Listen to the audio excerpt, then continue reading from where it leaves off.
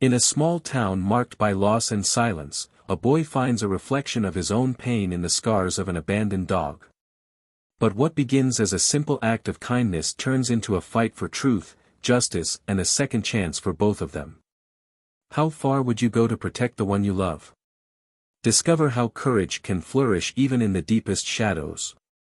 The wooden floorboards creaked under Charlie's feet as he made his way down the hallway, past the wall of family photos he could no longer bring himself to look at. Each step felt heavier than the last, weighted down by the silence that had taken over their once bustling home in the small town of Pine Grove, Massachusetts. At 10 years old, Charlie Anderson had already mastered the art of being invisible. He'd perfected the quiet shuffle between his bedroom and the kitchen, timing his movements to avoid his mother's worried glances. The house itself seemed to have learned this new language of grief, doors opened and closed more softly, cabinets shut with gentle clicks, and even the old grandfather clock in the living room seemed to tick more quietly than it used to. Standing at his bedroom window, Charlie watched as autumn leaves danced across their unkempt front yard. Dad's rake still leaned against the maple tree where he'd left it 3 months ago, its handle now weathered by summer storms and morning dew. Mom had suggested they clean up the yard last weekend, but Charlie had pretended not to hear, retreating to his room like he always did these days.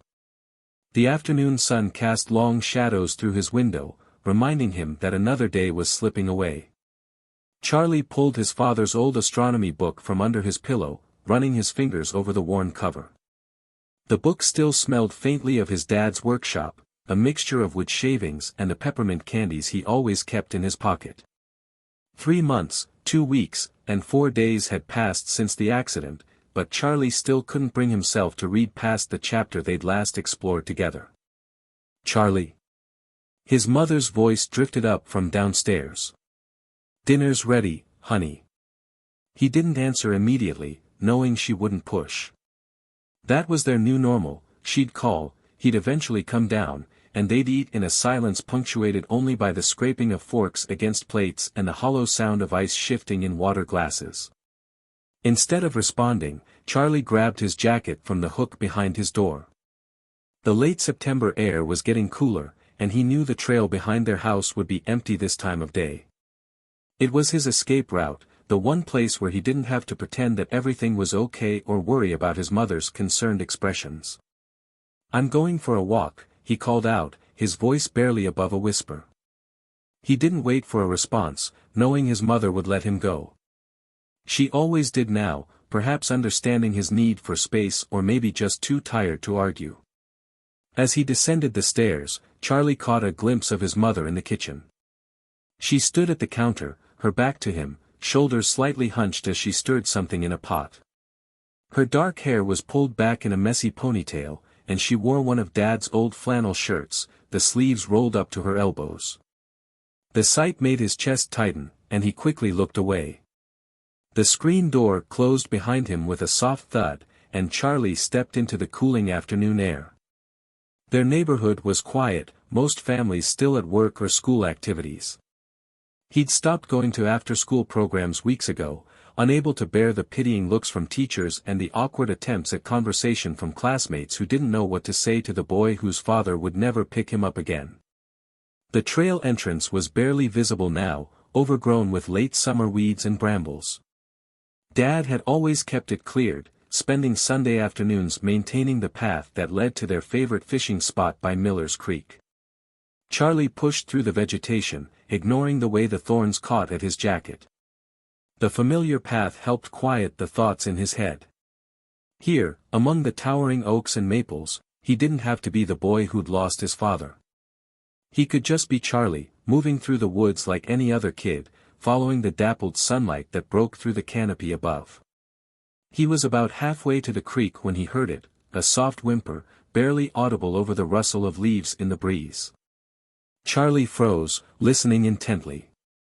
The sound came again, somewhere off to his left, deeper in the undergrowth. Following the noise, Charlie pushed through a dense patch of ferns. The whimpering grew louder, more distinct. Then he saw it, a flash of dirty white fur, partially hidden beneath a fallen log. A dog lay there, its body trembling slightly, one leg held at an awkward angle. As Charlie approached slowly, the dog raised its head, revealing eyes that stopped him in his tracks. They were a deep amber color, filled with a pain that seemed to mirror his own. But there was something else there too, a spark of life, of resilience, that Charlie had almost forgotten existed. The dog watched him warily but didn't try to move away. Its fur was matted and dirty, ribs clearly visible beneath the thin coat. A series of old scars crossed its shoulder, telling a story of hardship that made Charlie's heart clench. "Hey," he whispered, crouching down a few feet away. "It's okay. I won't hurt you." The dog's tail thumped once against the ground, a weak gesture of hope that brought unexpected tears to Charlie's eyes. For the first time in months, he felt something pierce through the numbness that had become his constant companion, a need to help, to protect, to care about something again. Looking into those amber eyes, Charlie made a decision that would change everything. He shrugged off his jacket, moving slowly as he approached the injured animal. The dog watched him, trust and fear battling in its expression. "I'm going to help you," Charlie promised, his voice stronger than it had been in months. "You're not alone anymore." As he carefully wrapped his jacket around the trembling dog, Charlie felt something shift inside him, a tiny crack in the wall he'd built around his heart. He didn't know it yet, but this moment, this choice to help a wounded creature, would become the first step on a path back to himself, back to life, back to hope. The dog let out a soft sigh as Charlie gently lifted him, cradling him close to his chest. "I'll call you Max," he whispered, the name coming to him naturally. "And I'm going to take care of you, I promise." As Charlie carried his new friend home through the gathering dusk, the empty house behind him suddenly felt a little less hollow, and the weight in his chest a little less heavy. Sometimes, he would later realize, healing begins not when we find what we've lost, but when we find something new to care about. The back door had never seemed so loud. Charlie stood frozen on the porch, Max cradled in his arms, as the screen door banged shut behind him. The sound echoed through the gathering darkness, making him wince. Inside the kitchen, he could hear his mother moving around, the soft clink of plates being set on the table. "Charlie? Is that you?" His heart hammered against his ribs as he quickly but carefully carried Max toward the old shed behind the house. "Yeah, Mom," he called back, trying to keep his voice steady. "I'll be right in."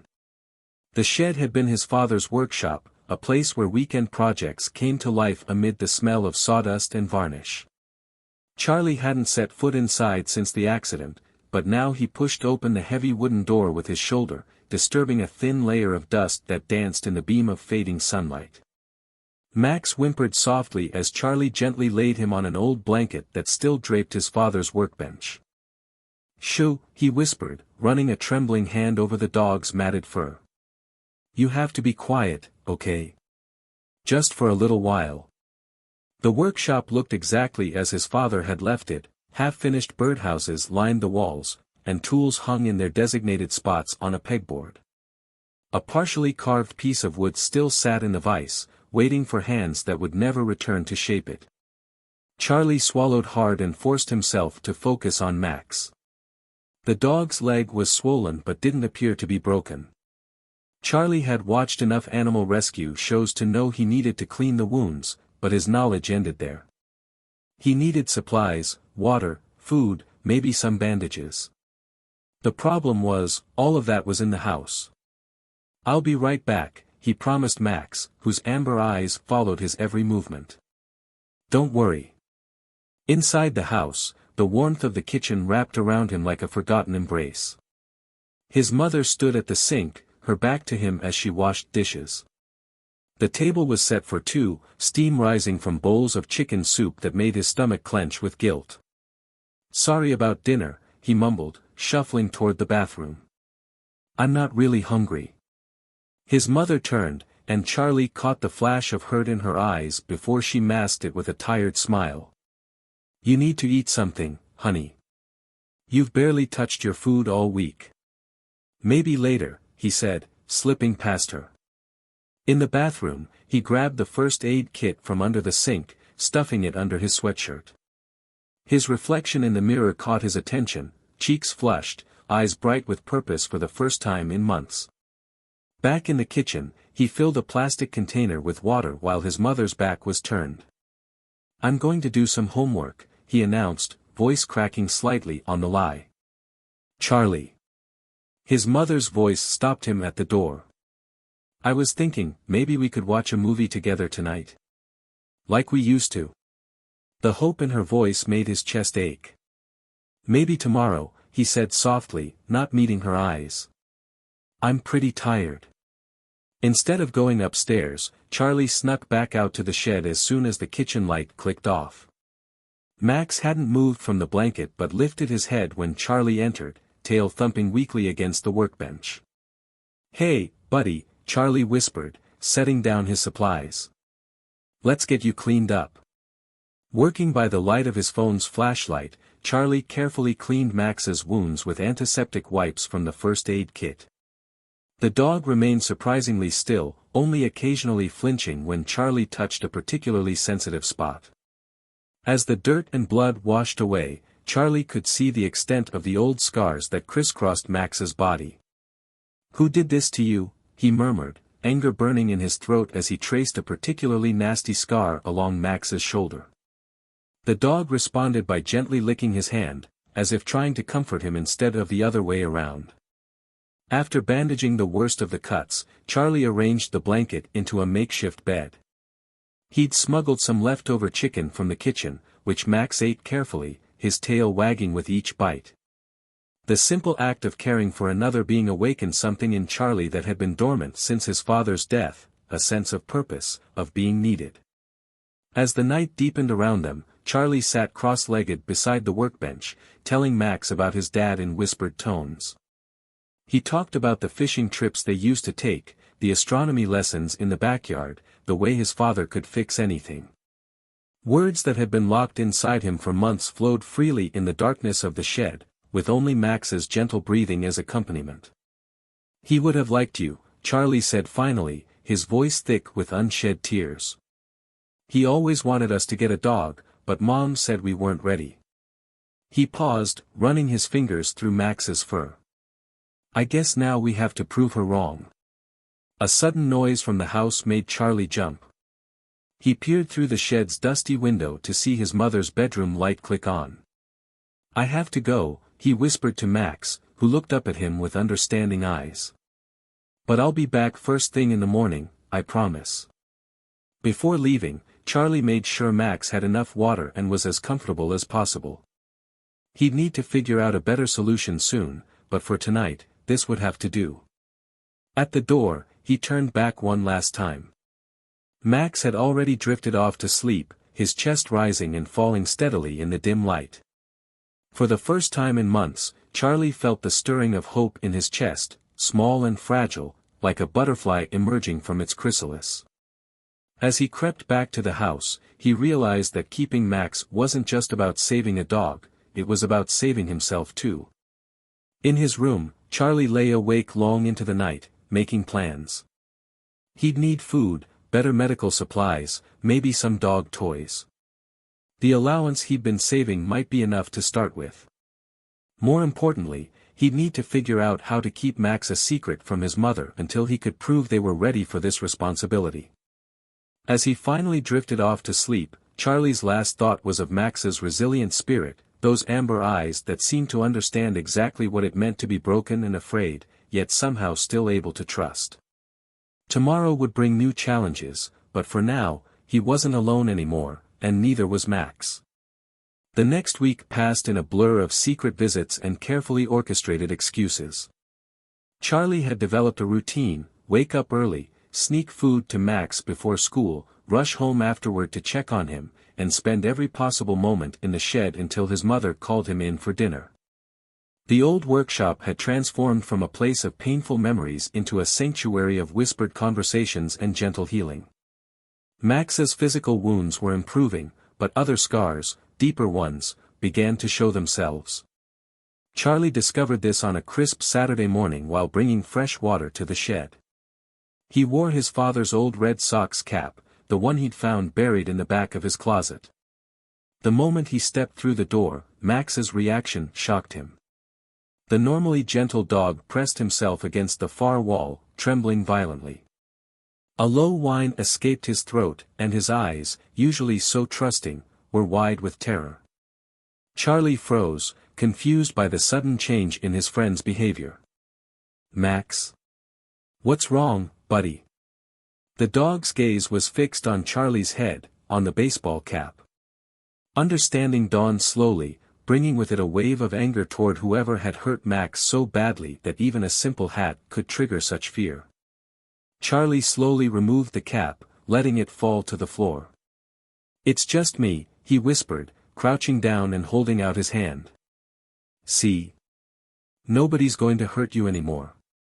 Max inched forward, nose twitching as he caught Charlie's familiar scent. When he finally reached the boy's outstretched hand, his whole body seemed to sag with relief. Charlie wrapped his arms around Max's neck, feeling the dog's rapid heartbeat gradually slow to its normal rhythm. "I promise," Charlie murmured into Max's fur, "I'll never let anyone hurt you again." The sound of a car door slamming outside made them both jump. Charlie peered through the dusty window to see Mrs. Wilson, their next-door neighbor, walking up their driveway with what looked like a casserole dish. "Another one," Charlie sighed. Since his father's death, their neighbors had maintained a steady stream of sympathy meals, as if lasagna and pot pies could somehow fill the void left behind. His mother accepted them with grateful smiles, but most ended up forgotten in the back of their refrigerator. Through the window, Charlie watched his mother greet Mrs. Wilson on the porch. They talked for a few minutes, his mother nodding politely while Mrs. Wilson gestured animatedly. Then something made his heart stop. His mother pointed toward the shed. "Stay quiet," Charlie whispered to Max, slipping out the door and trying to look casual as he walked toward the house. "There he is now," Mrs. Wilson called out, waving. "Charlie, honey, I was just telling your mother how nice it is to see you spending time in your father's workshop. He'd be proud of you, keeping his projects going." Charlie managed a weak smile, his hands shoved deep in his pockets to hide their trembling. "Thanks, Mrs. Wilson." His mother was looking at him with an expression he couldn't quite read, hope mixed with something else. Worry? Suspicion? "Charlie has been spending a lot of time out there lately," she said carefully. "Maybe you'd like to show us what you're working on?" Panic fluttered in Charlie's chest. It's not ready yet," he stammered. "It's supposed to be a surprise." Mrs. Wilson beamed. "Oh, how wonderful. Your father was always surprising us with his beautiful woodwork. Remember that jewelry box he made for my anniversary, Linda?" Charlie's mother nodded, but her eyes remained on her son. "Yes, he was very talented."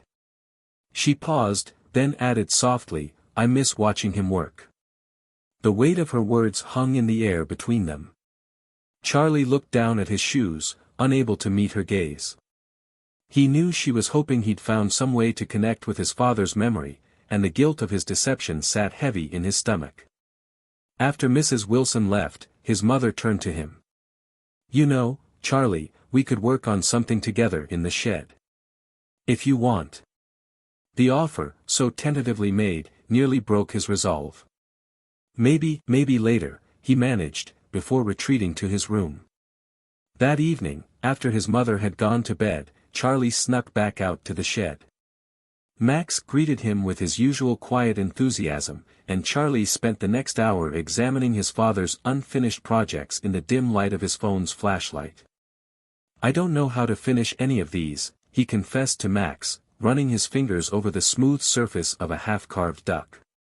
"Dad was trying to teach me, but..." His voice caught. "I wasn't ready to learn. I thought we had more time." Max pressed against his leg, offering silent comfort. Charlie sat down on the floor, and the dog immediately laid his head in the boy's lap. Together, they looked around the workshop at the tools hanging in perfect order, the sawdust that still caught the light like tiny stars. "I wish I could tell Mom about you," Charlie whispered. "She's so sad all the time, and I know I'm making it worse by hiding in here. But he thought about the pile of bills he'd seen on the kitchen counter, the whispered phone conversations his mother had with Aunt Rachel about making ends meet. We can't afford a dog right now. She'd make me take you to the shelter. Max's ear twitched at the word shelter, and he pressed closer to Charlie. The boy wondered if Max had been in a shelter before, if that's where his scars came from. Or maybe something worse. A cool breeze rustled through the gaps in the shed's walls, carrying with it the smell of approaching rain. Charlie knew he should head back inside, but the thought of leaving Max alone in the dark made his chest tight. Just a little longer, he told himself, settling back against the workbench. Max sighed contentedly, and Charlie found himself talking about his father again, about the camping trips they'd planned but never taken, the tree house designs they'd sketched but never built. As he talked, Charlie noticed something changing in Max's eyes. The fear that had haunted them earlier was replaced by a steady warmth, as if the dog understood exactly what it meant to lose something precious and find something new to hold on to. Outside, the first drops of rain began to fall, pattering against the shed's roof in a gentle rhythm.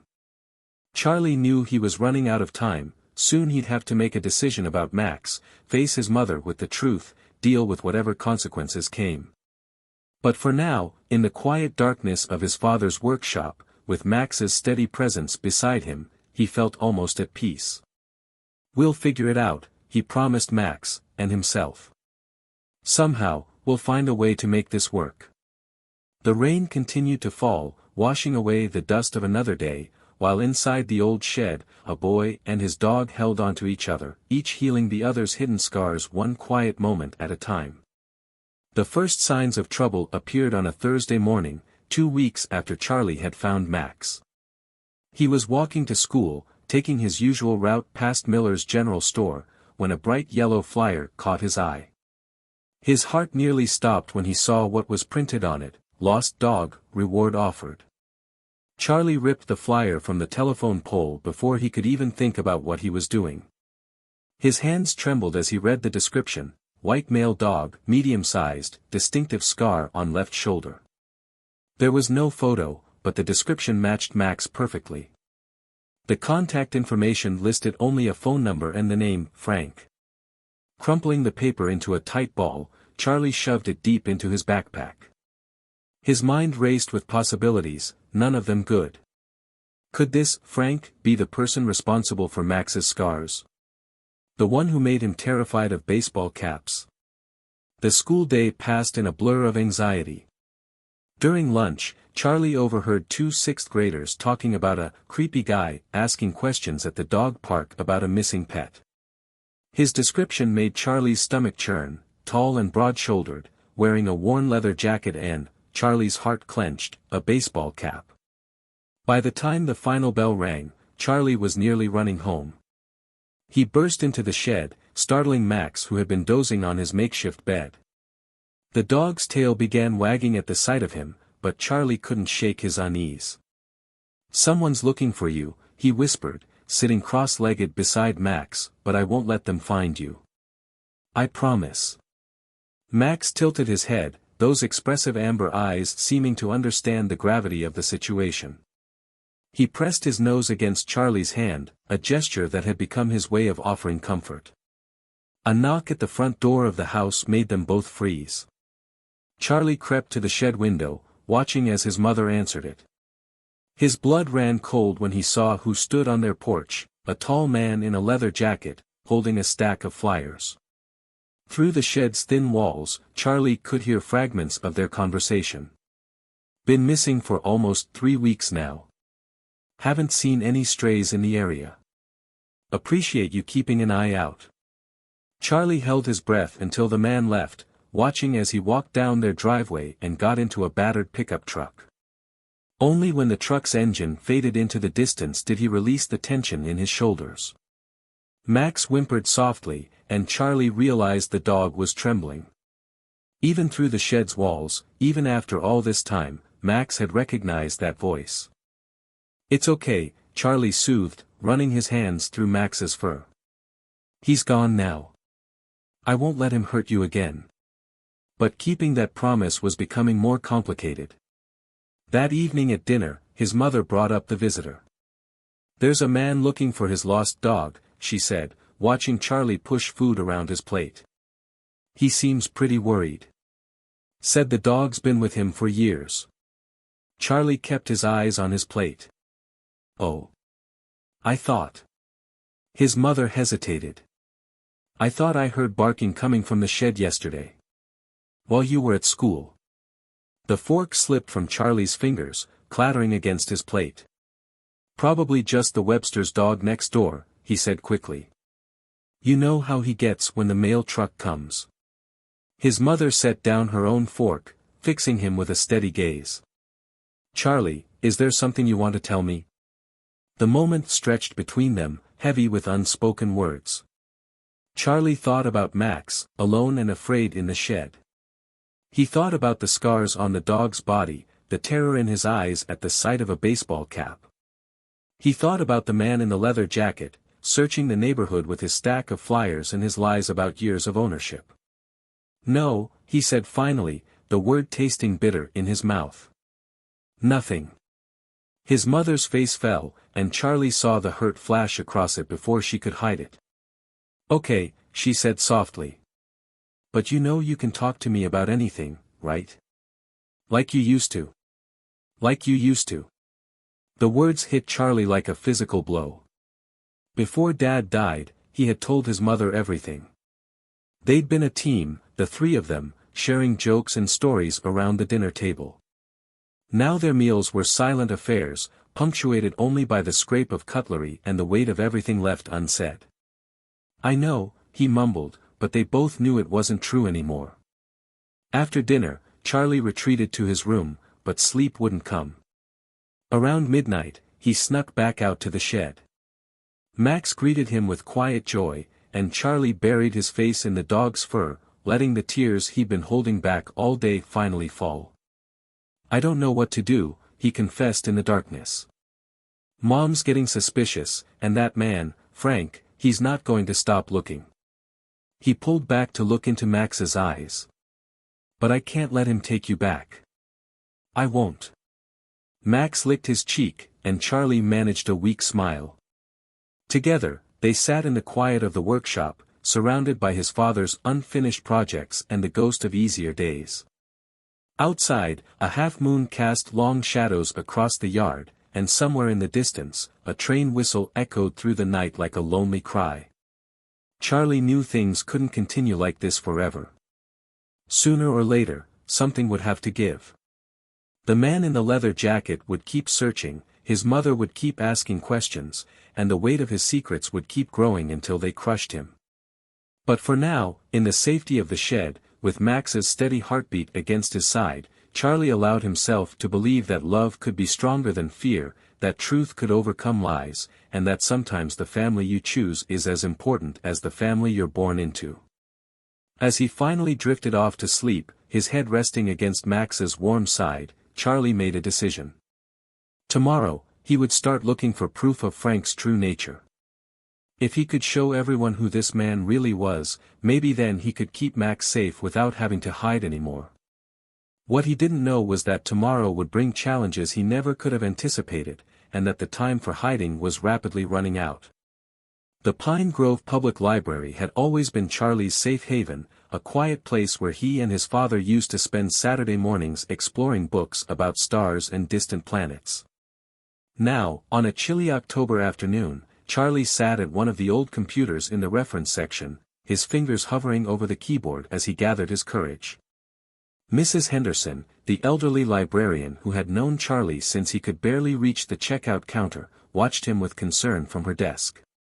He'd been coming in alone more often since Robert Anderson's death, but today something seemed different about the boy, a nervous energy that made him jump at every sound.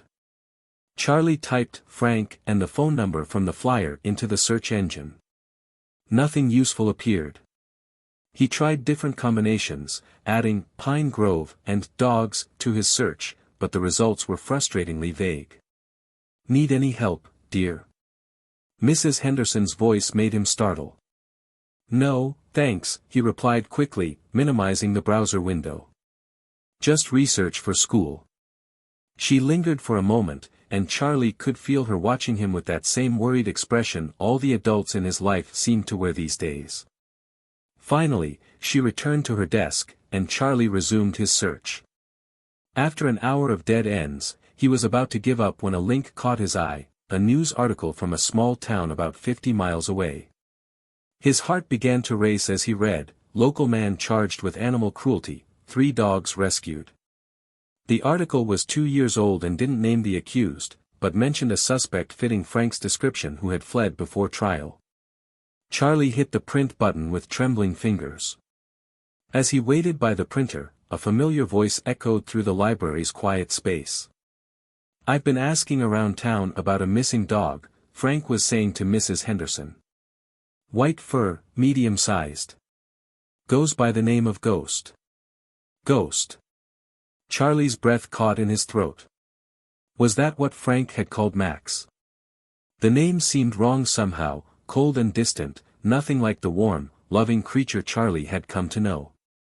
Keeping his head down, Charlie snatched the printed article and slipped behind a tall bookshelf.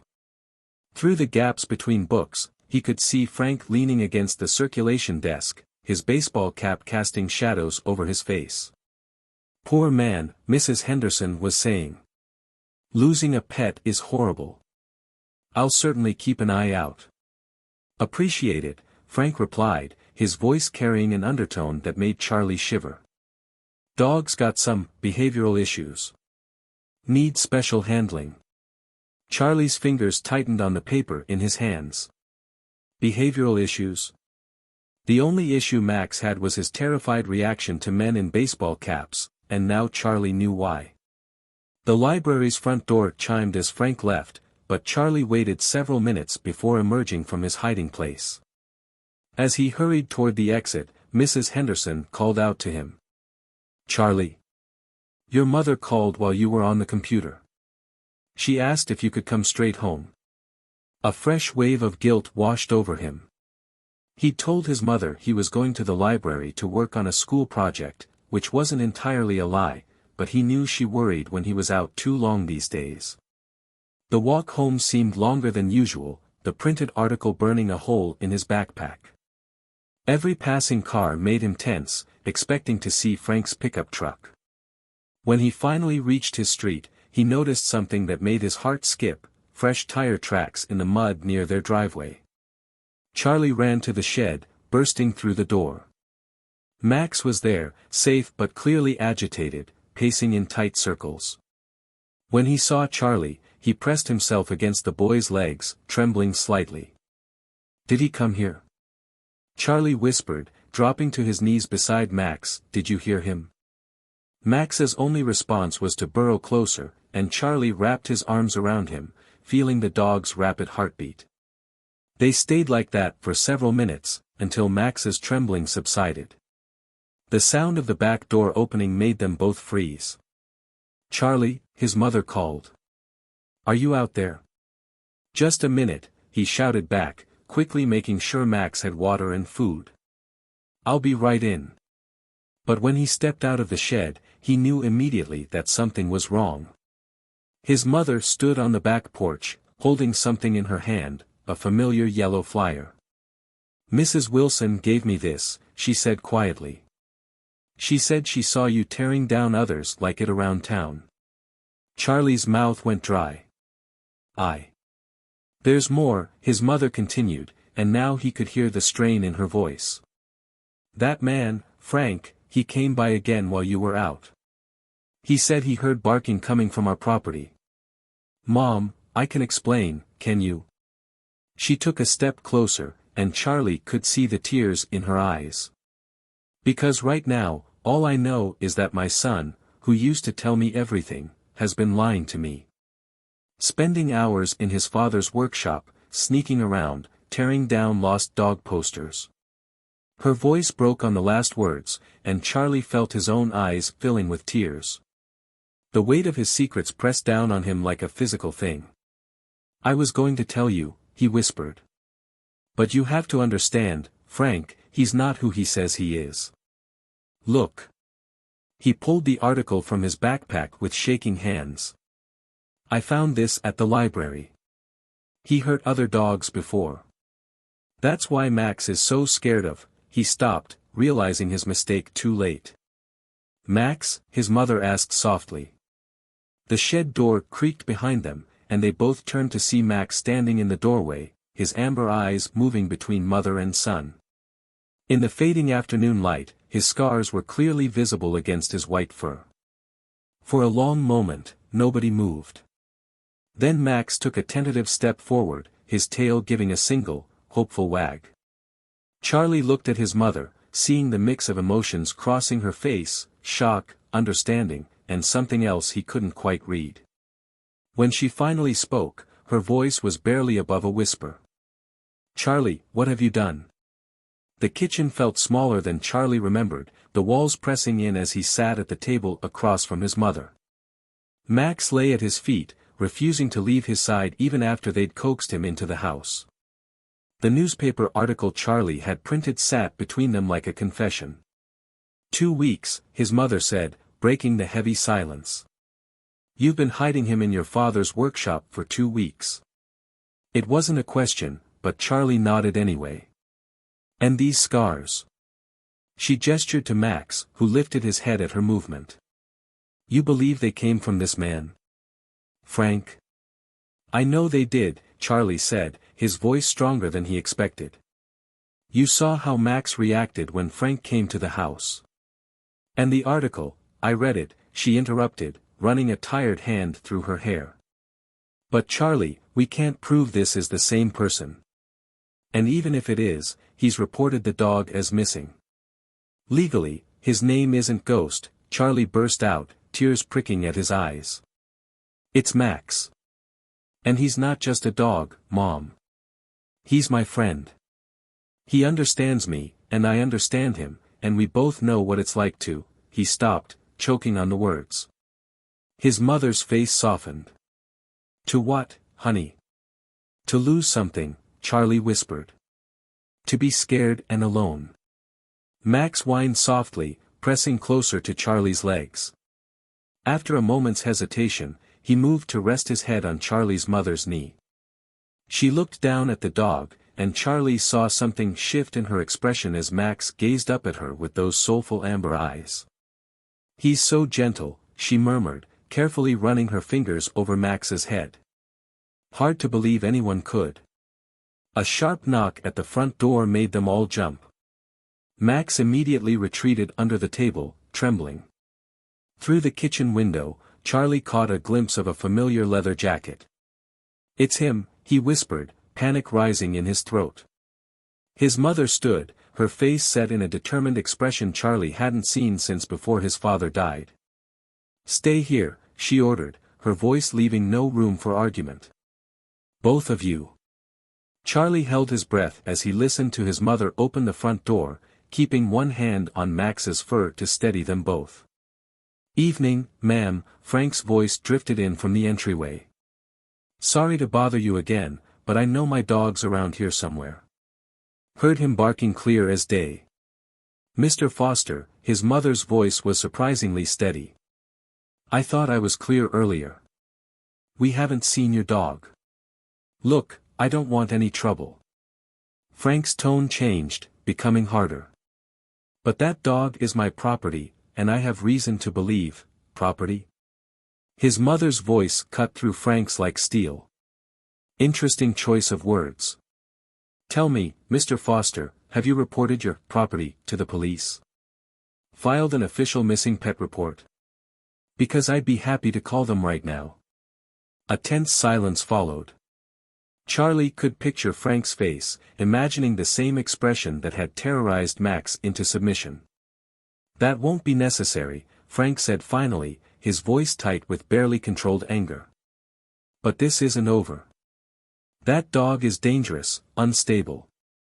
When he hurts someone, good night, Mr. Foster.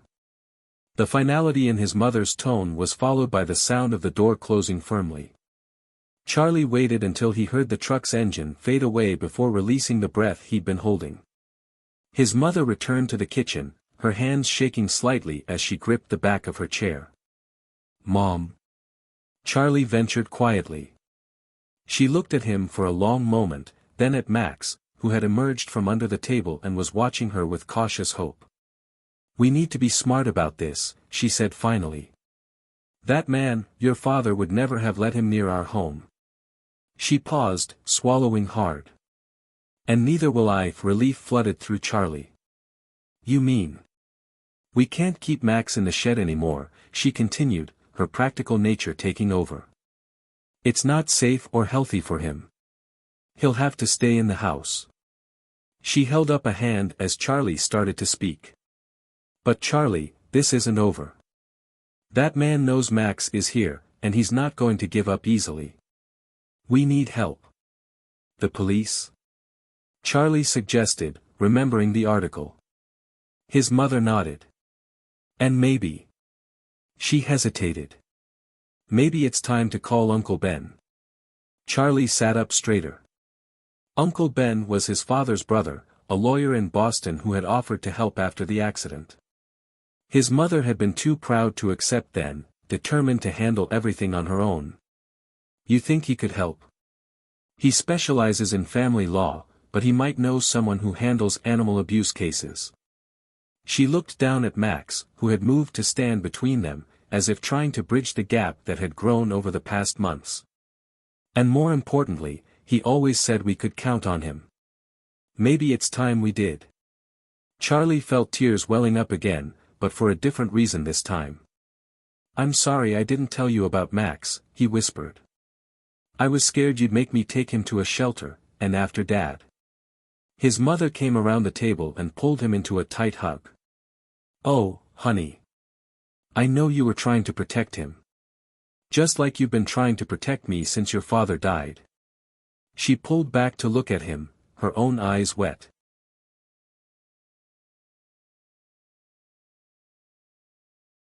"But we're stronger together. Your father always said that, remember?" Max pressed against their legs, and Charlie felt something inside him begin to heal, a small crack filling with hope.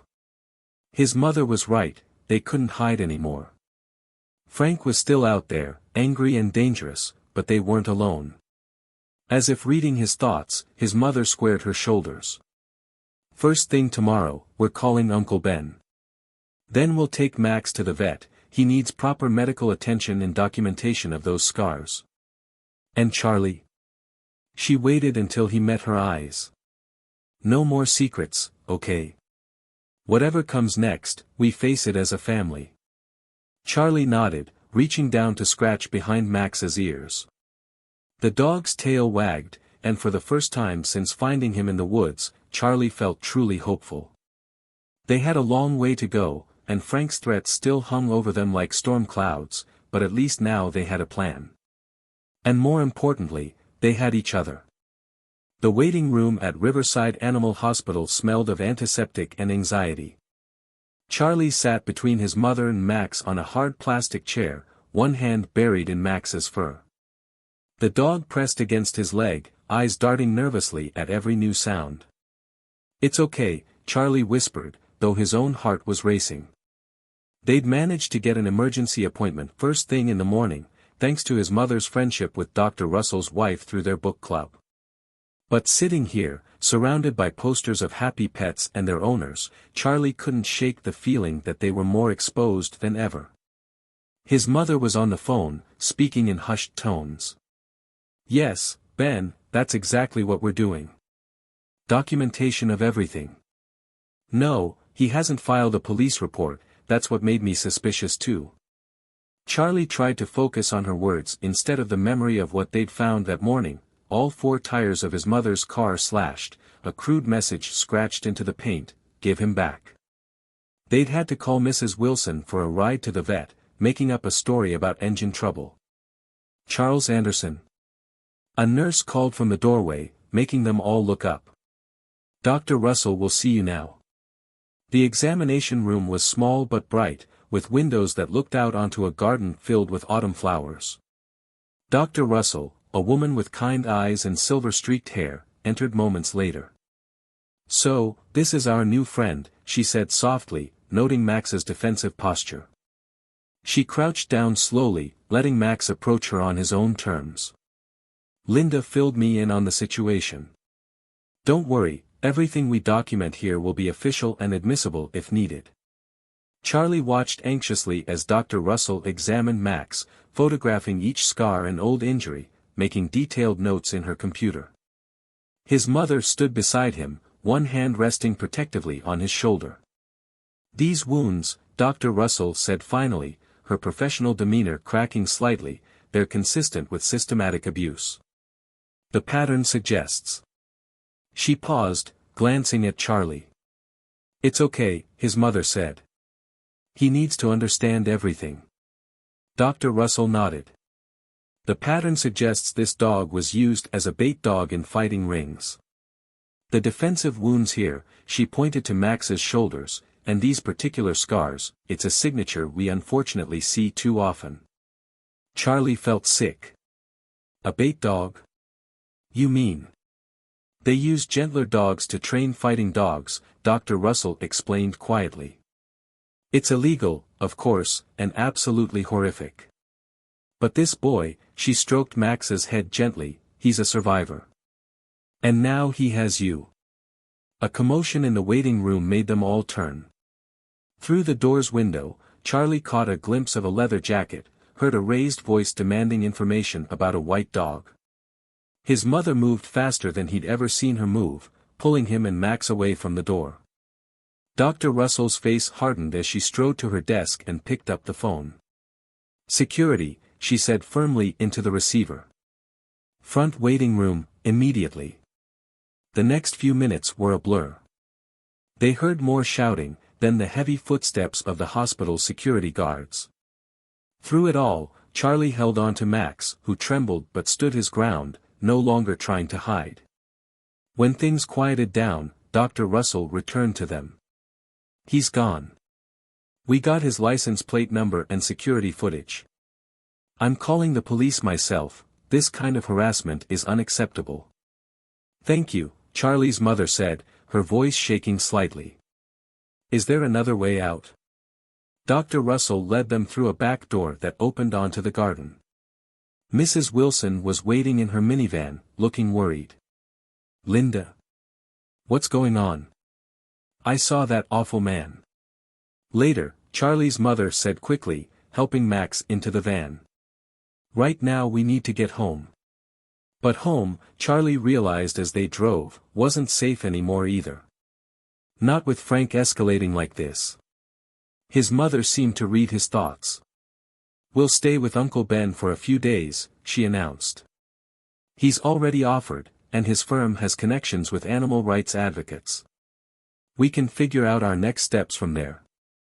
Charlie thought about his room, his school, his father's workshop. But what about? Sometimes being brave means knowing when to step back, his mother said softly. Your father taught me that. We're not running away, honey. We're getting stronger so we can fight back properly. Max shifted in the back seat to rest his head on Charlie's lap, and suddenly Charlie understood something his father had once told him about courage. It wasn't about never being scared, it was about doing what was right even when you were terrified.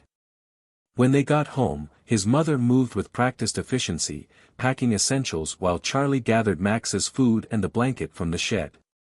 As he stood in the workshop one last time, Charlie felt a strange sense of peace. This place had been a sanctuary when he needed one most, but maybe it was time to stop hiding. Ready? His mother asked from the doorway. Charlie took one last look around, at his father's tools hanging on the wall, at the half-finished projects that had gathered dust. Then he looked at Max, standing tall despite his scars, and at his mother, fierce and protective in a way he hadn't seen since before Dad died. Ready, he said. As they loaded their bags into Mrs. Wilson's van, Charlie noticed other neighbors watching from their windows and porches. Words of what had happened at the vet's office had spread quickly in their small town. Some faces showed concern, others curiosity, but Charlie was surprised to see anger too, not at them, but at the man who had invaded their peaceful community with his threats and violence. The whole neighborhood's talking about it, Mrs. Wilson told them as she drove. We're not going to let that man terrorize one of our own. The Matthews boys next door said they'll keep an eye on your house while you're gone. Charlie felt something swell in his chest, a mixture of gratitude and determination. They weren't just running away, they were gathering allies, building strength. Like Max, they would face their fears and come back stronger. His mother reached back to squeeze his hand. "We're going to fix this," she promised. "All of it." Max barked softly, as if in agreement, and for the first time that day, Charlie smiled. They had a long fight ahead of them, but they weren't in it alone anymore. Sometimes, he realized, family wasn't just the people you were born to, it was the people who stood beside you when the world turned dark, helping you find your way back to the light. As Mrs. Wilson's van turned onto the highway toward Boston, Charlie watched his hometown disappear in the side mirror. They would be back, he knew, and when they returned, it would be with the power to make things right, for Max, for themselves, and for every other creature who had ever needed someone to stand up and say, "Enough." Uncle Ben's apartment in Boston's Back Bay neighborhood felt like stepping into another world. Floor-to-ceiling windows offered views of the city skyline, and the space was filled with sleek furniture that made Charlie nervous about touching anything. But Max seemed to adapt quickly, finding a sunny spot near the windows where he could watch pigeons on the neighboring rooftops. "The guest rooms are down this hall," Uncle Ben said, carrying their bags. He looked so much like Charlie's father that it made his chest ache, the same strong jaw, the same way of furrowing his brow when he was thinking hard. But where Dad had preferred flannel shirts and work boots, Uncle Ben wore crisp button-downs and kept his phone constantly at hand. "I've scheduled a meeting with Rebecca Chen for tomorrow morning," he continued, setting down their bags. "She's one of the best animal rights attorneys in Massachusetts. If anyone can help us build a case against this guy, it's her." Charlie's mother nodded, but Charlie could see the worry lines around her eyes. "Ben, all of this, the lawyer, letting us stay here, it's too much." Uncle Ben turned to face her, his expression softening. "Linda, do you know what Robert made me promise before your wedding?" He waited until she shook her head. "He made me swear that if anything ever happened to him, I'd take care of his family. Not just with money or legal help, but really take care of you." His voice caught slightly. "I failed you both these past few months, staying away because I thought you needed space. I won't fail you again." Charlie watched as his mother's composure cracked, tears spilling down her cheeks as Uncle Ben pulled her into a hug. He felt Max press against his leg, offering comfort in the way he always seemed to know when it was needed. Later that evening, after ordering pizza, which Uncle Ben insisted on eating on the fancy couch, much to Charlie's surprise, they gathered around the dining room table with laptops and papers spread out before them. "Dr. Russell's report is crucial," Uncle Ben said, scanning through the documents. The detailed documentation of Max's injuries, combined with that article Charlie found about the previous animal cruelty charges, it's a strong start. "But will it be enough?" Charlie's mother asked. "Frank never actually filed a police report about Max being missing. We can't even prove he was the previous owner." "That might work in our favor," a new voice said. They all turned to see a woman standing in the doorway, short, with sharp eyes and a determined set to her jaw. "Sorry I'm late. Traffic was horrible. I'm Rebecca Chen." As she sat down at the table, spreading out her own files, Charlie felt a surge of hope. Rebecca had the same energy he remembered in his father when he was fixing something, focused, confident, unstoppable. "The lack of official documentation of ownership works for us," Rebecca continued. "If he can't prove Max was his dog, he'll have a hard time claiming theft. Meanwhile, we have extensive evidence of abuse, documented by a licensed veterinarian, plus his pattern of harassment and vandalism." She turned to Charlie, her expression gentling. "Can you tell me about the day you found Max?" Charlie described that afternoon on the trail, his voice growing stronger as he spoke about Max's condition, the fear in his eyes, the way he trusted Charlie despite everything he'd been through. Max, as if sensing he was the topic of conversation, moved to sit beside Charlie's chair. Rebecca took detailed notes, asking occasional questions about Max's behavior, particularly his reaction to men in baseball caps. "Classic trauma response," she murmured. "And you said he called the dog Ghost?" "Yes," Charlie's mother confirmed. "When he came to the library." "Interesting choice of name for a fighting ring bait dog," Rebecca said grimly. "They often give them ironic names. A gentle dog named Ghost, meant to be." She stopped, glancing at Charlie. "It's okay," he said quietly. "I need to know everything if we're going to help Max," Rebecca nodded approvingly. "You're very brave, Charlie. And you did exactly the right thing, saving him." She turned back to her notes. "Here's what we're going to do. First, we'll file for an emergency restraining order based on the harassment and vandalism. That gives us breathing room. Then, we start building our case for criminal charges." "Criminal charges?" Uncle Ben leaned forward. "Animal cruelty, harassment, vandalism, intimidation, and based on Charlie's research, possibly connection to illegal dog fighting rings. The FBI actually tracks these cases now. They've found strong links between animal abuse and other criminal activities." As the adults discussed legal strategies, Charlie felt Max's head settle into his lap. Looking down into those trusting amber eyes, he made a silent promise. Whatever it took, however long it took, they would make sure Frank could never hurt another dog again. The next few days fell into a strange new routine. While Charlie attended a nearby school as a temporary student, his mother and Uncle Ben worked with Rebecca, gathering evidence and building their case. In the evenings, they explored the neighborhood with Max, who drew smiles from passing strangers and treats from local shop owners.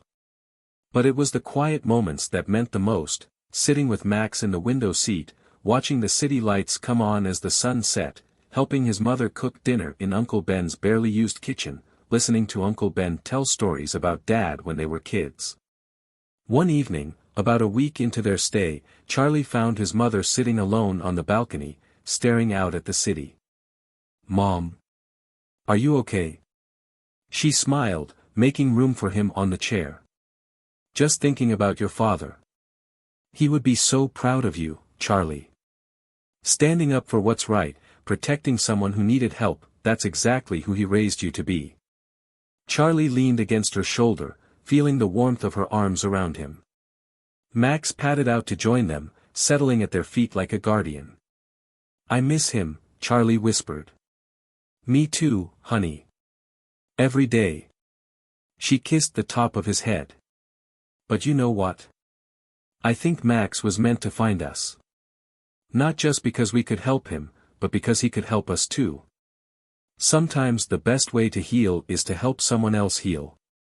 Charlie thought about that as they sat together, watching the city lights twinkle like earthbound stars. They weren't just fighting for Max anymore.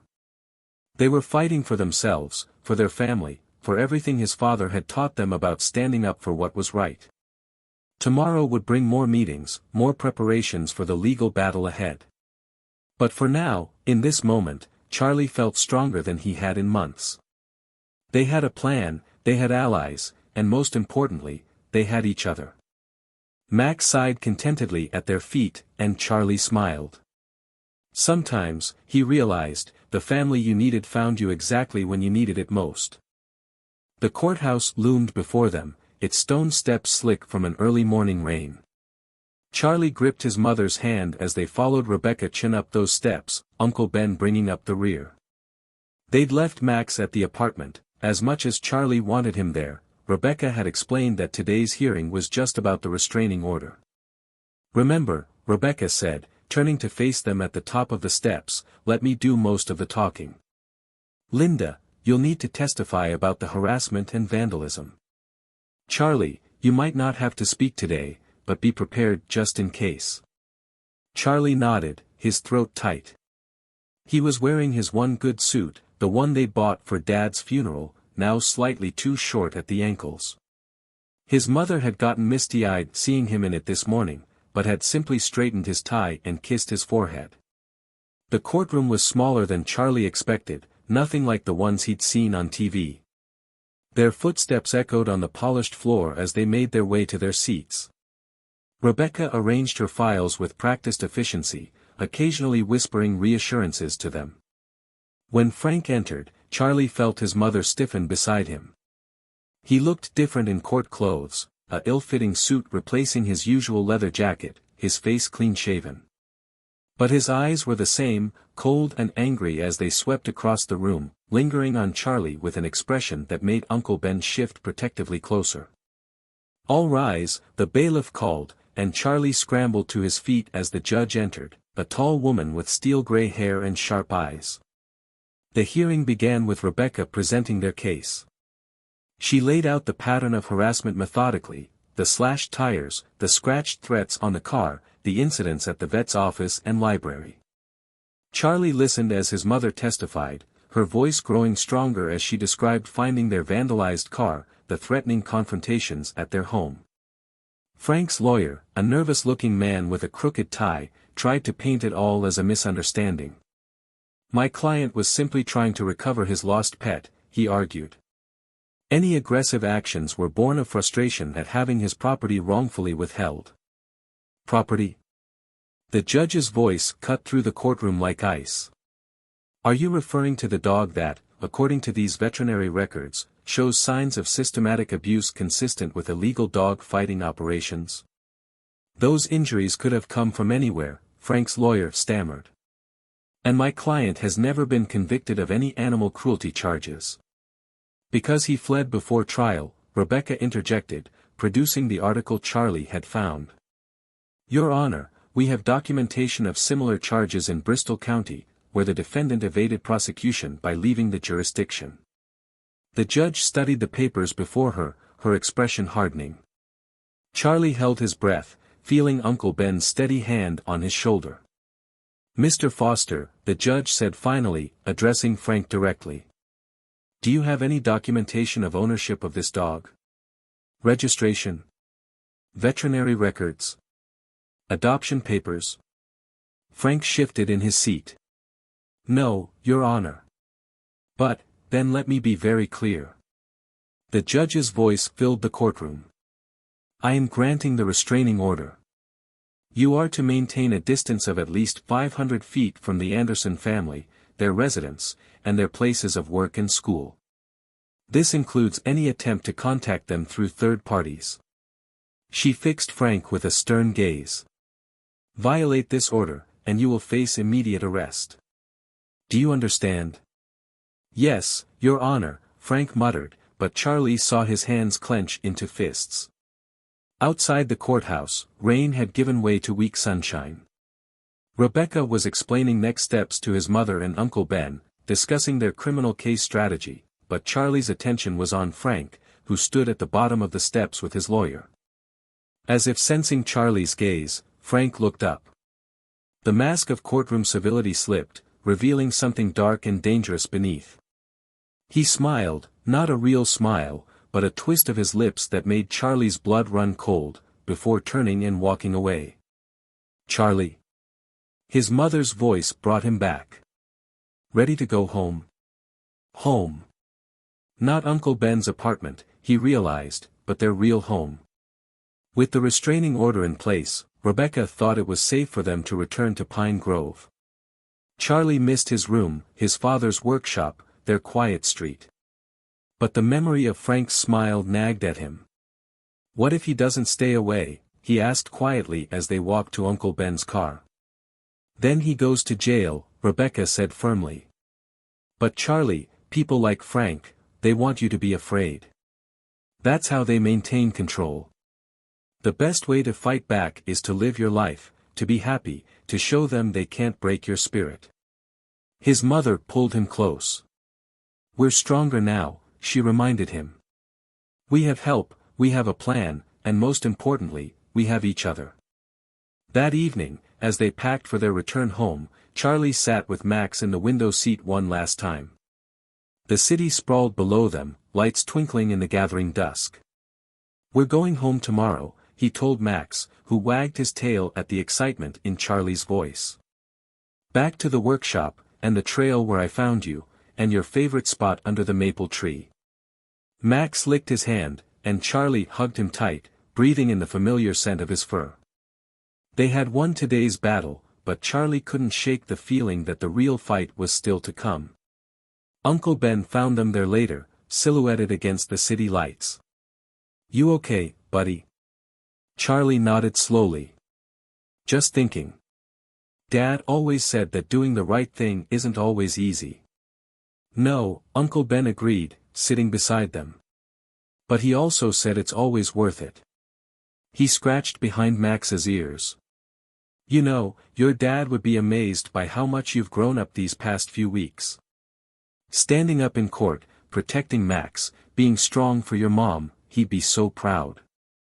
Charlie felt tears prick his eyes. "I wish he was here." "He is, in a way." Uncle Ben's voice was soft. "In the strength you found inside yourself, in the way you fight for what's right, in how you take care of the people, and dogs, you love. That's all him, living on through you." Later, lying in bed listening to the city sounds below, Charlie thought about what Uncle Ben had said. Tomorrow they would go home, back to their small town where everyone knew everyone, where his father's memory lived in every corner. Frank was still out there, angry and threatening. But they weren't the same people who had fled to Boston in fear. They were stronger now, wiser, more prepared. And most importantly, they weren't alone. As if reading his thoughts, Max jumped onto his bed, settling beside him with a contented sigh. Charlie buried his fingers in the dog's fur, feeling the steady rhythm of his breathing. "Whatever comes next," he whispered, "we'll face it together." Pine Grove looked exactly the same as they'd left it, but Charlie felt different driving down Main Street in Uncle Ben's car.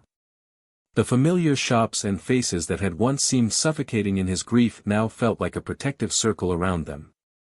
Mrs. Henderson waved from the library steps. Mr. Miller, standing outside his general store, raised his coffee cup in greeting. News of their court victory had spread quickly in their small town. "Look who's here to welcome us home," his mother said softly as they turned onto their street.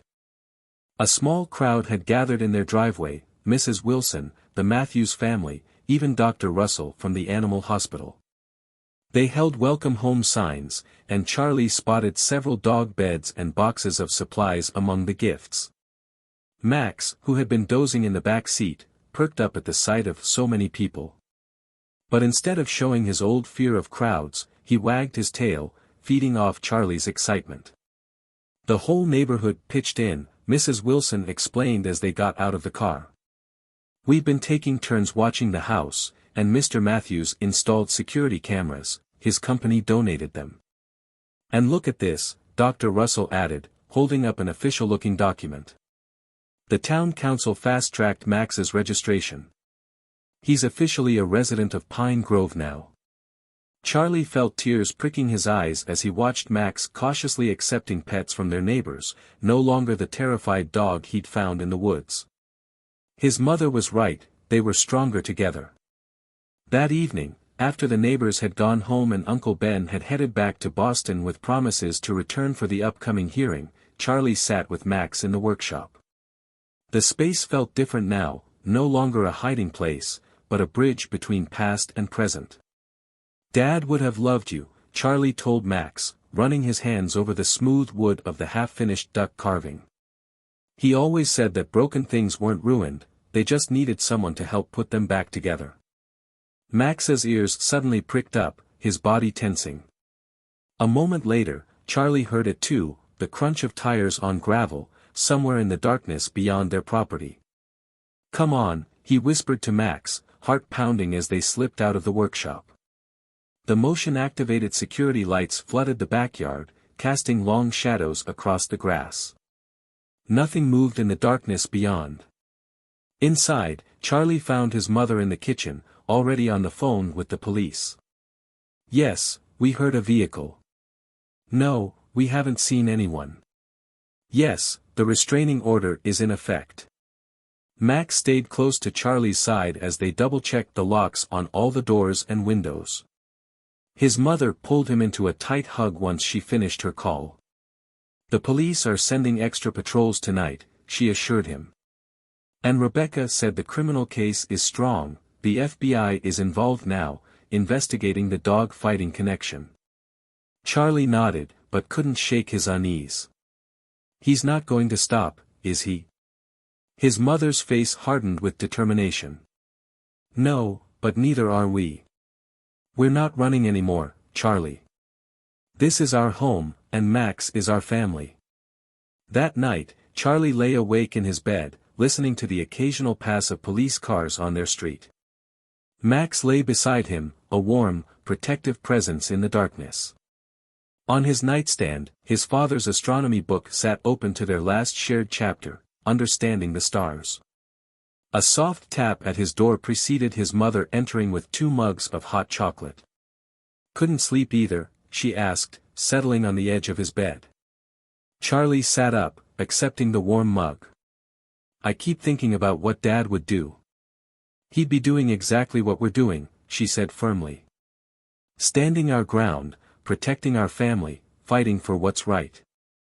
She paused, looking around his room at the model planets hanging from the ceiling, another unfinished project with his father. "You know, I was so scared after we lost him. Scared of failing you, scared of not being strong enough. But watching you these past weeks, seeing your courage with Max. You've helped me be brave too." Max lifted his head at the emotion in her voice, moving to rest his chin on her knee. She smiled, wiping away tears. "These past few months, we've been like 3 broken pieces trying to figure out how to fit together again," she continued. "You, me, and your father's memory. But maybe we needed a 4th piece to make us whole." She scratched behind Max's ears. "Sometimes healing comes from the most unexpected places." A sudden gust of wind rattled the windows, making them all jump. In the distance, thunder rolled across the sky, a storm approaching. "Remember what Dad used to say about storms?" Charlie asked, sipping his hot chocolate. His mother smiled. "Thunder is just the sky reminding us that even the biggest things are afraid sometimes." They sat together in comfortable silence, listening to the approaching storm, each lost in their own thoughts. Charlie found himself remembering the day he'd found Max, how lost and alone he'd felt, how that one act of kindness had changed everything. "Mom," he said finally. "I'm still scared sometimes. About Frank, about losing people I love, about everything." "Me too, honey." She pulled him close, careful not to spill their drinks. "But being brave doesn't mean never being scared. It means facing your fears because something else matters more." Max barked softly in agreement, making them both laugh. Outside, the storm grew closer, lightning illuminating the yard in brief, brilliant flashes. Charlie didn't know it then, but that quiet moment with his mother and Max would be the last peaceful one for a while. The storm moving in brought more than just rain and thunder, it brought with it a confrontation they'd all been feeling build, like electricity in the air before lightning strikes. But for now, in the warmth of his room, surrounded by love both old and new, Charlie felt ready to face whatever came next. They had fought too hard, come too far, to let fear win now. The storm broke over Pine Grove, rain drumming against the windows like nature's own drumbeat. But inside, Charlie felt stronger than the storm, braver than the thunder, more determined than the wind. Whatever tomorrow brought, they would face it together, not as broken pieces, but as a family made whole again through love, courage, and the unexpected blessing of a dog who had needed them as much as they needed him. The storm hit Pine Grove with unexpected fury. By midnight, the power lines had surrendered to the wind, plunging the town into darkness. Charlie lay awake, watching lightning transform his bedroom into a world of sudden shadows and harsh light. Max paced restlessly between the window and the door, his nails clicking against the hardwood floor. Something felt wrong. A crash from downstairs sent Charlie bolt upright in bed. Max's hackles rose, a low growl rumbling in his throat, not his usual alert bark, but something deeper, more primal. "Charlie." His mother's voice, urgent and afraid, came from the hallway. "Charlie, get in my room. Now." He was halfway to his door when he heard it, the sound of breaking glass from the kitchen. Max's growl turned into a snarl as Charlie rushed to his mother's room, the dog pressing close to his side. "The security system's down with the power," his mother whispered, pulling him inside and locking the door. She already had her phone out, but Charlie could see that no signal warning in the corner. The storm had knocked out the cell towers too. Heavy footsteps moved through their house below, not even trying to be quiet now. The storm would cover any noise. "The bathroom window," his mother said quickly. "We can climb down the porch roof." The stairs creaked. Max positioned himself between them and the bedroom door, his body rigid with tension. In the sporadic lightning flashes, Charlie could see every scar on the dog's body, marks of everything he'd survived, everything he'd overcome. "Give it up, Linda." Frank's voice boomed through the door, slurred with something more than just anger. "I know you're up here. You and the boy and my dog." "He's not your dog," Charlie found himself saying, his voice stronger than he expected. "He never was." His mother tried to pull him back, but Charlie stood his ground. He was done running, done hiding, done being afraid. "Charlie Anderson," Frank's laugh was ugly. "The little hero. You really think you can keep Ghost from me? He's property, boy. My property. And I'm taking him back." The door shuddered under a heavy impact. Max's snarl deepened, but he didn't retreat. Charlie felt his mother's hand slip into his, squeezing tight. Another crash against the door. Wood splintered around the lock. "The window," his mother urged again, pulling him toward the bathroom. But before they could move, the door burst open. Frank filled the doorway, rain-soaked and wild-eyed. His leather jacket was dark with water, and in his hand, he gripped a tire iron. The smell of alcohol rolled off him in waves. "There's my ghost," he said, his voice dropping to something almost gentle. It was somehow worse than his anger. "Come here, boy. Time to go home." Max's only response was to bare his teeth, placing himself more firmly between Frank and his family. "Still got some fight in you?" Frank's false gentleness vanished. "Guess I didn't beat it out of you properly the first time." He took a step forward, tire iron raised. Charlie felt something snap inside him, all the fear, all the grief, all the anger of the past months crystallizing into a single moment of pure clarity. "His name is Max," Charlie shouted, stepping forward. "And you're never going to hurt him again." What happened next seemed to unfold in slow motion. Frank lunged forward, tire iron swinging. Charlie's mother screamed his name. Max launched himself through the air, a white blur in the darkness. The tire iron clattered to the floor as Max's impact sent Frank staggering backward. They crashed into the hallway, Frank's curses mixed with Max's snarls. But this wasn't the terrified dog who had hidden from baseball caps. This was a protector, fighting for his family. Charlie and his mother ran into the hallway.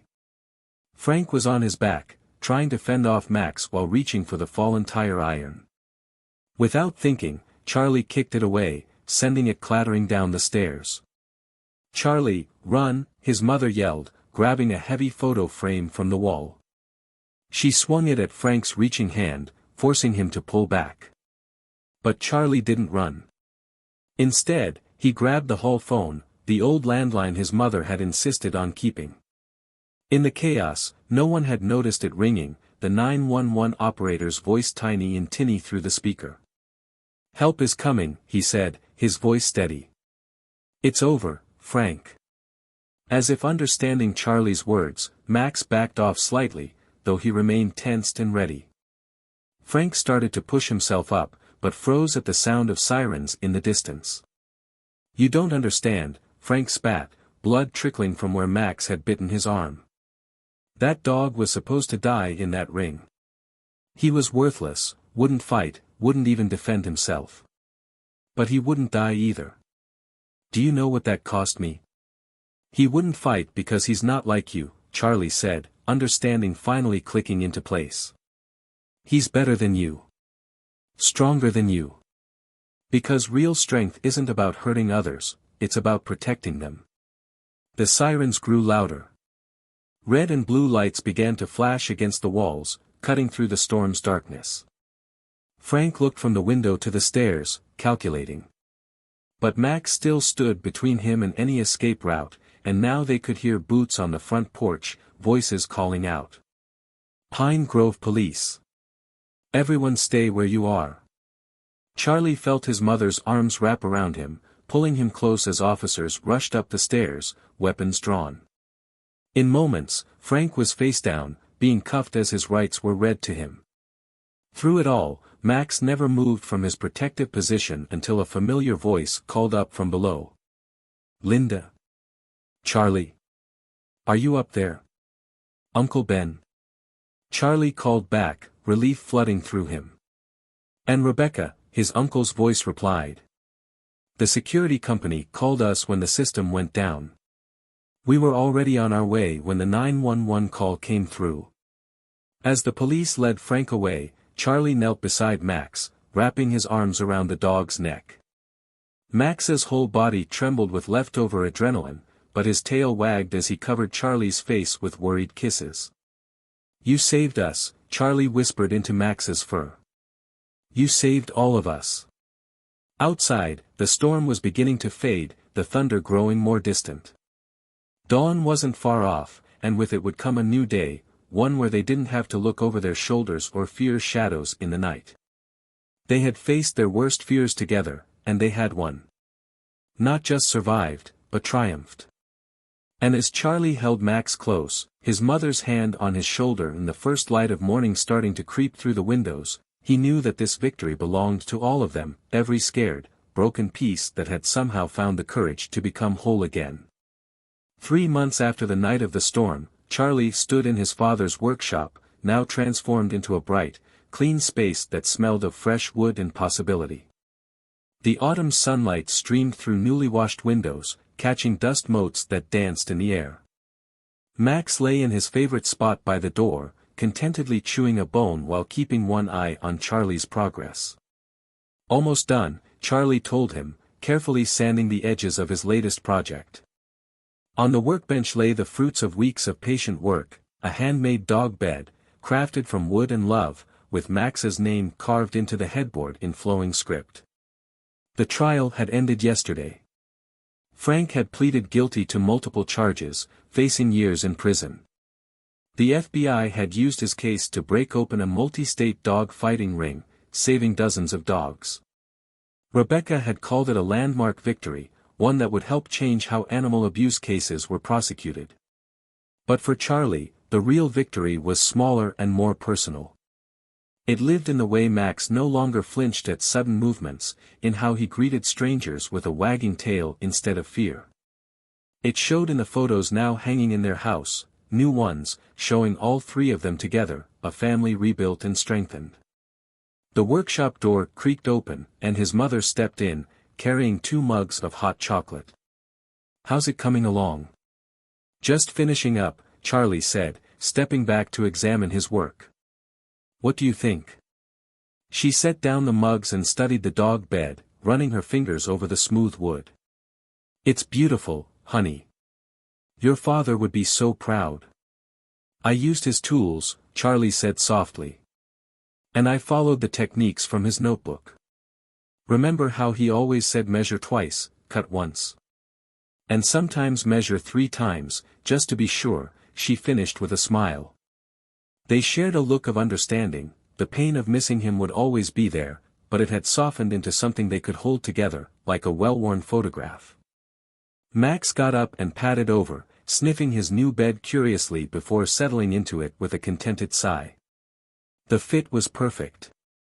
I think it's officially approved, his mother laughed, then grew more serious. You know, Dr. Russell called today. The shelter is looking for foster families for some of the dogs rescued from Frank's associates. She thought, given our experience. Charlie looked up quickly. Really? Could we? Well, she said thoughtfully, the house is pretty quiet with just the three of us. And Max might like a friend. As if understanding, Max thumped his tail against his new bed. Charlie felt his heart swell with possibility. A knock at the workshop door interrupted them. Uncle Ben stood there, looking unusually casual in jeans and a flannel shirt that could have been borrowed from Charlie's father's closet. "Sorry I'm late," he said, stepping inside. "But I brought supplies." He held up a bag from Miller's General Store, full of painting materials. "Ready to finish this place up?"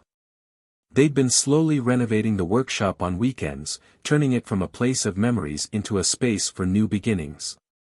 Today they would paint the walls a warm honey color that Charlie had chosen because it reminded him of Max's eyes. "Before we start," Uncle Ben said, pulling something from his jacket pocket, "I have something for you, Charlie." He handed over a small wooden box, beautifully carved with constellation patterns. "Your dad made this, right before, well, he asked me to hold on to it until the right moment." Charlie opened the box with trembling fingers. Inside lay his father's favorite compass, the one they'd used on camping trips and stargazing adventures.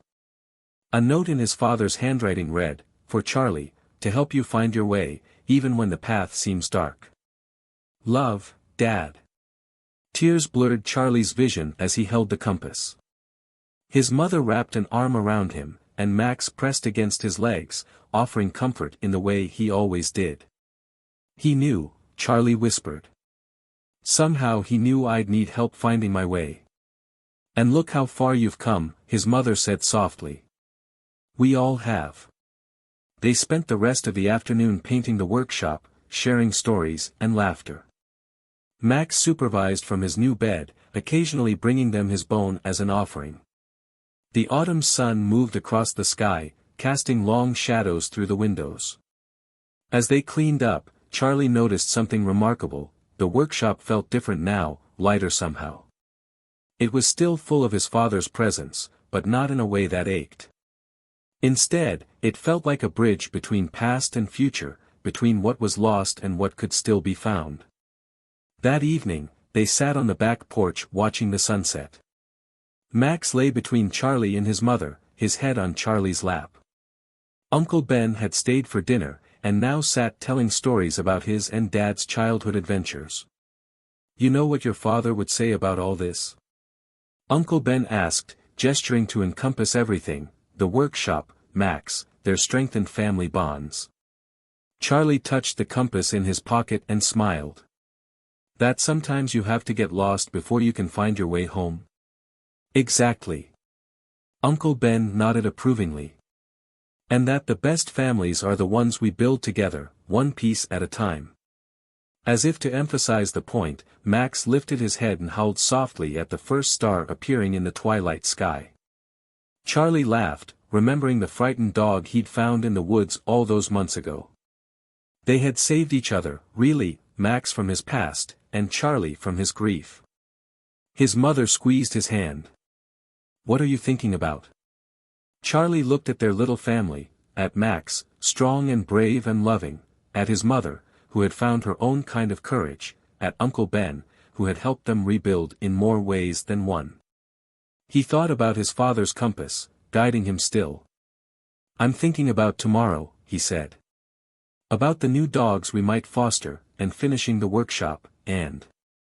He paused, smiling, about how sometimes the best things in life come from being brave enough to help someone else, even when you're scared yourself. The stars were coming out now, scattered across the darkening sky like diamonds. Somewhere in the distance, a train whistle sounded, not lonely anymore, but like a reminder of how far they'd traveled together. Max sighed contentedly, and Charlie buried his fingers in the dog's fur, feeling the steady beat of his heart. They had all carried scars, some visible, some hidden deep inside. But scars were just proof of healing, of surviving, of becoming stronger than what had tried to break you.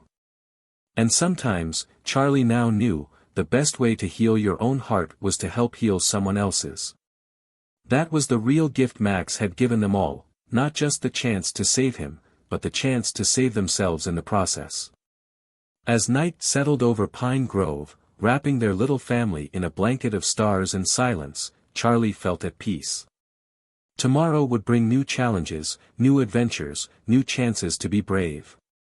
But whatever came next, they would face it together, not as broken pieces, but as a family made whole by love, courage, and the extraordinary bond between a boy and the dog who had helped him find his way home.